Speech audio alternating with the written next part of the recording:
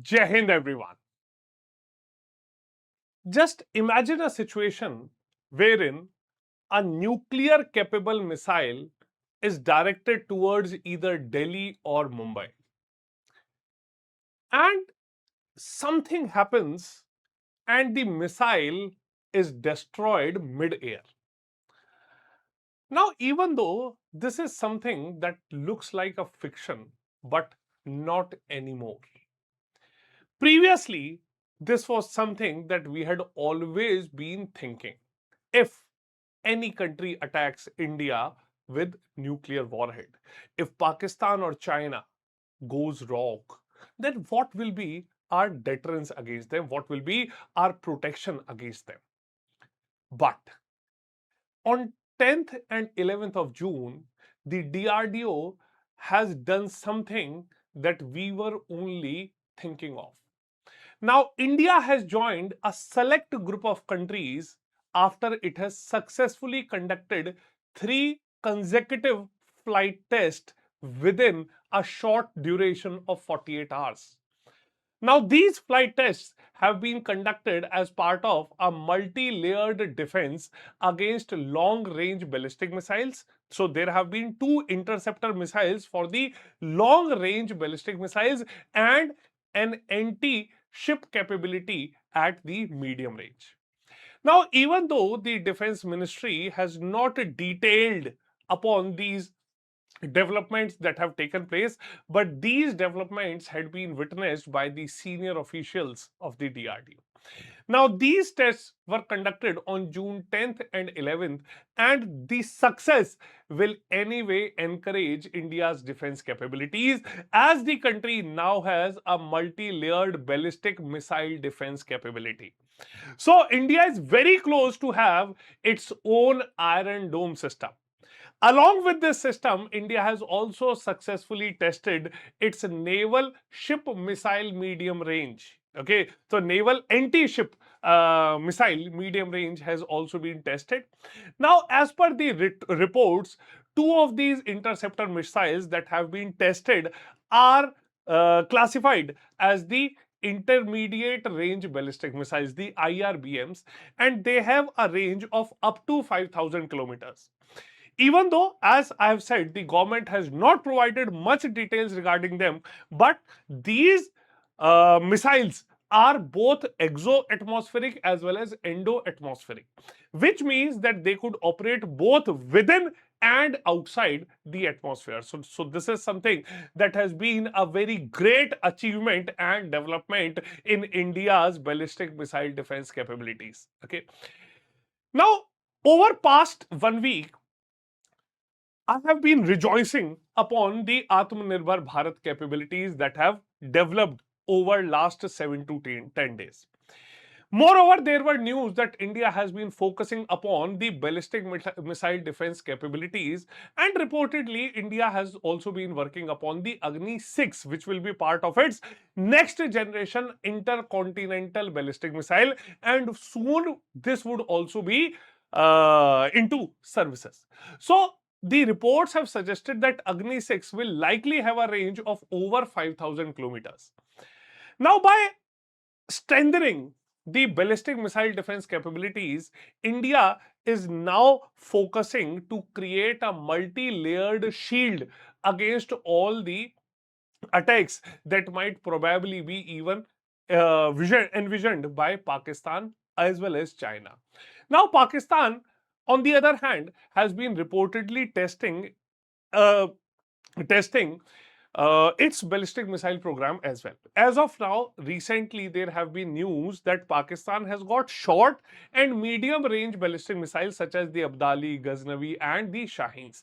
But the recent tests have now confirmed that no matter what Pakistan does tomorrow, okay, Pakistan, that is basically a country that might go rogue anytime, okay, but any future threat that is emerging from Pakistan can now be successfully tackled.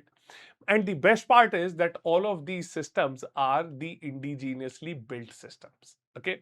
So moving ahead with these developments in this today's session, I'll be discussing with you the most important question: can India shoot down nuclear missiles now? So DRDO's ballistic missile defense breakthrough has been great. So today we will be discussing, can India shoot down defense missiles and nuclear capable missiles following the DRDO's achievement of 3 successful ballistic missile defense tests that have been carried out in just 2 days. So what has actually happened? Let us go through this.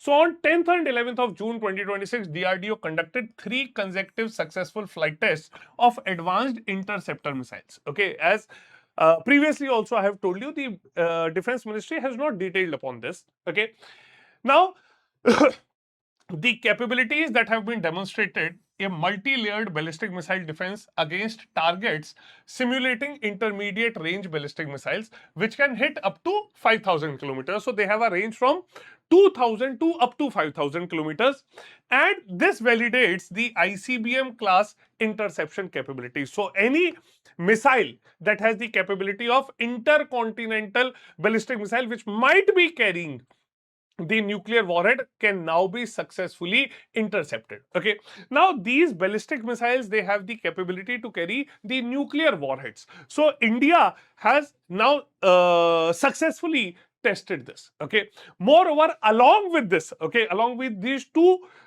interceptor missiles, we have also tested naval anti-ship missile medium range, which is strengthening the maritime strike capabilities. Okay, so all the domains are now secured, and that security has now been fully tested. Okay, now Defense Minister Rajnath Singh, as has said, India now joins an elite group of nations capable of defending against ballistic missiles, including long range and the intercontinental ballistic missile threats. Okay, so this is a very proud moment indeed for every Indian.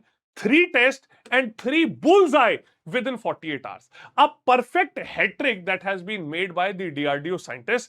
And these tests, okay, they were coordinated tests involving DRDO, the industry partners, as well as the armed forces. Okay, so these tests have now demonstrated India's maturity of a 2-tier ballistic missile defense system.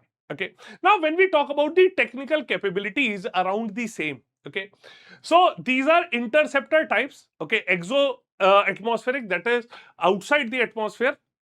Okay, and endo-atmospheric, that is within the atmosphere. Okay, the range is designated to intercept the intermediate range ballistic missiles from around 2,000 to 5,000 kilometers, and also intercontinental ballistic missiles, that have the range of over 5,500 kilometers. It is a multi-layered defense system, 2 interception opportunities, exo and endo. Okay, so first kill and the backup kill. Okay, moreover, the radar backbone, the swordfish long-range striking radar detection beyond 1,500 km has also been tested. Okay, along with it, the indigenization. These missiles are 100% made in India. Interceptors, command centers, software, everything has now been made in India. Moreover, if we talk about the global standing, so now India joins an elite group, okay, that has USA, okay, that has Russia, Israel, China, and now India. Okay, now when we talk about these, okay, we can also understand one thing, that we can think of this entire system as a celestial goalkeeper. So we can now catch deadly missiles high in the sky even before they can even harm the Mother Earth. Okay, so these missile systems have been of great use and they will be a great deterrent. Okay, so this capability now puts India alongside USA, Russia, Israel, and China, and this is an elite technology group that India has now entered. Clear? So when we decode it, okay, when we decode it, we now understand that these missiles can destroy threats outside the atmosphere at altitudes above 100 kilometers, and also the endo-atmospheric interceptors. Okay, they act as backup inside the atmosphere. Okay, moving ahead. Can India shoot down nuclear missiles? Now, the biggest question comes up is, can India shoot down these missiles, the nuclear missiles? So, a straightforward answer to this is partially yes. Okay. So, we can now say that with a significant progress and integration with the existing systems, India has got that capability to clearly shoot down nuclear missiles. Okay. Now, if we talk about Pakistan's intermediate range ballistic missiles, Shaheen third, yes, phase 1 and phase 2 interceptors, Ababil up to 275 kilometers. So that has already been proven. Okay.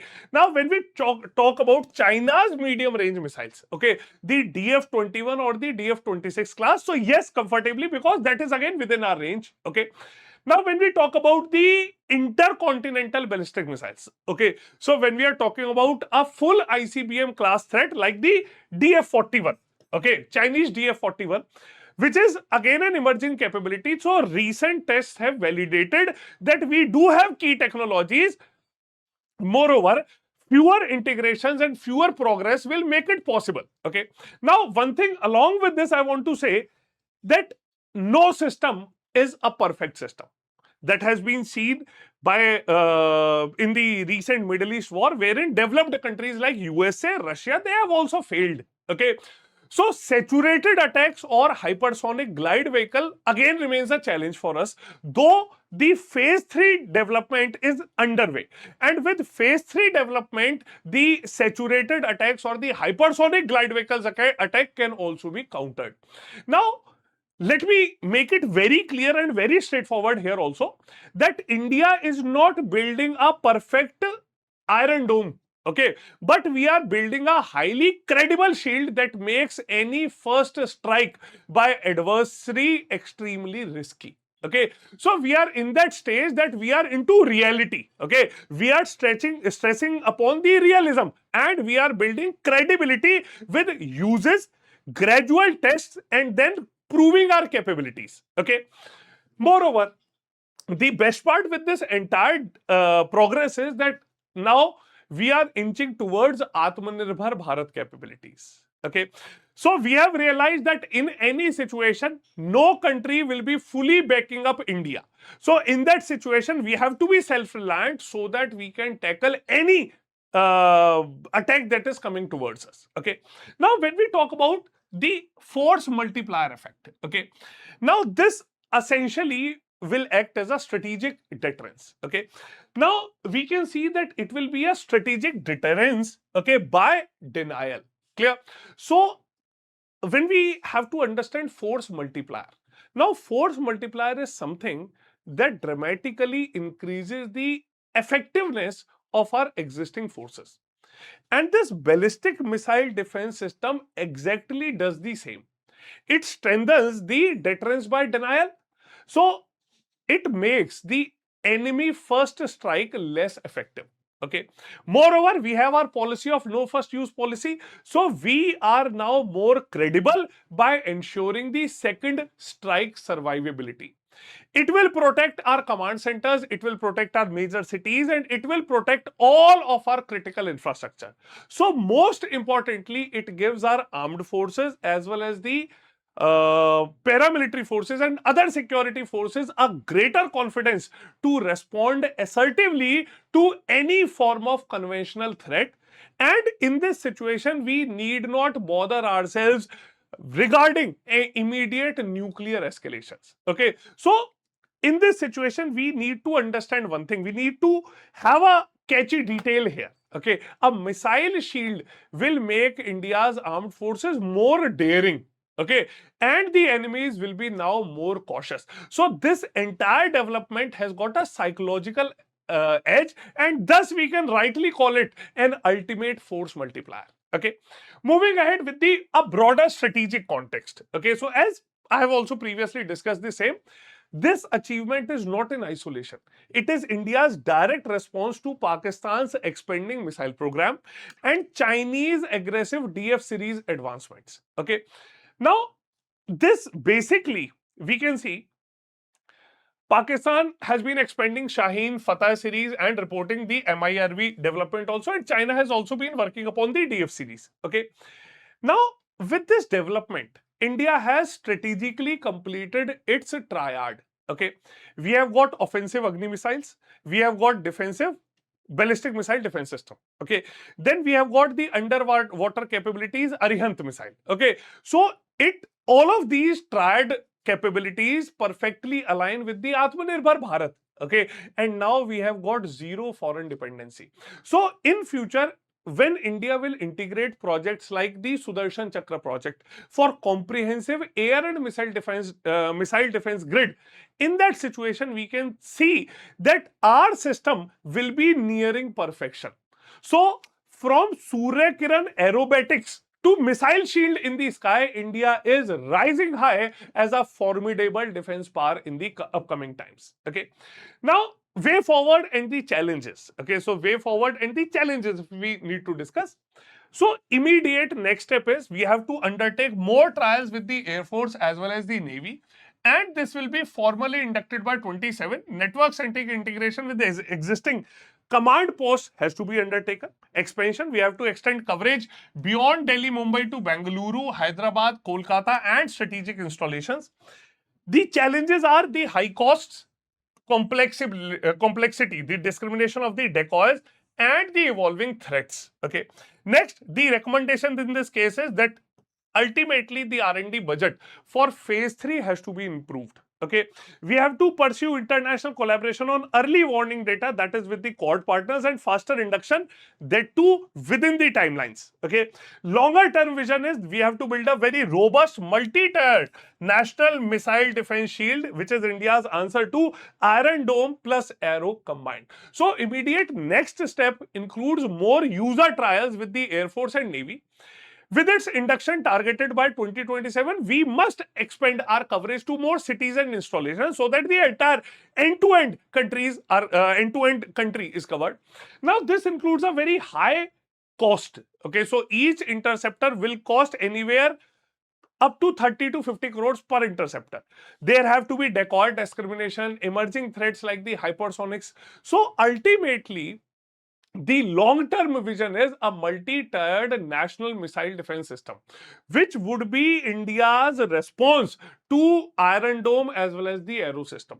So, the ultimate journey from test success to battlefield deployment must be undertaken very fast, because in the recent times we have understood that the threats would not wait for us. Okay, so ultimately we can also understand one thing here. Okay, to summarizing all this, we can say that India has taken a giant leap. Now, with these 3x3 successful tests, India has taken a giant leap. DRDO has once again proved itself about the world-class capability and the Atmanirbhar Bharat spirit that is imbibed in DRDO. Moreover, this ballistic missile defense system is a powerful force multiplier, and it will strengthen the deterrence as well as the national resilience. So, in a country like India, whose neighborhood are nuclear part, a credible defensive shield is the best insurance policy that the country can have for its citizens. Okay, so one thing again I would want to say that India is not only becoming stronger, India is now becoming smarter, responsible, and India has been projecting and showcasing itself as a global power as well as a responsible defense equipment manufacturer. Okay, so with this, I end my session. I hope all of you do agree with whatever arguments I have discussed with you. If you do have got any other suggestion, do let me know, and also do let me know how do you feel about this successful deployment and successful test that has been carried out by India.